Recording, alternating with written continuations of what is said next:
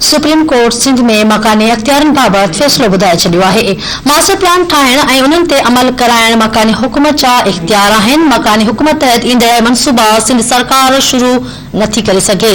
Supreme court 26 अक्टूबर 2020 ते मकानी इख्तियारन बाबत फैसलो महफूज़ कयो हो। Supreme court local government act 2013 जी शिक 74 ऐं 75 खे काला दम करार ॾेई छडियो आहे। मकानी हुकूमत तहत ईंदड़ मनसूबा सूबाई हुकूमत शुरू नथी करे सघे। सिंध हुकूमत बाख्तियार बल्दियाती इदारा कायम करण जी पाबंद आहे। आइन तहत मकानी हुकूमत जी माली इंतजामी ऐं सियासी अख्तियारन यकीनी बणाया वञनि। सिंध हुकूमत मकानी हुकूमतुनि सां गॾु हम आहंगी ऐं सुठो वर्किंग रिलेशन रखण जी पाबंद आहे। अमांखे अहम खबर बाबत आगाह करे रहिया आहियूं। सुप्रीम कोर्ट सिंध में मकानी अख्तियारन बाबत फैसलो बुधाए छडियो आहे। मास्टर प्लान ठाहिण ऐं उन्हनि ते अमल कराइण मकानी हुकूमत जा इख्तियार आहिनि।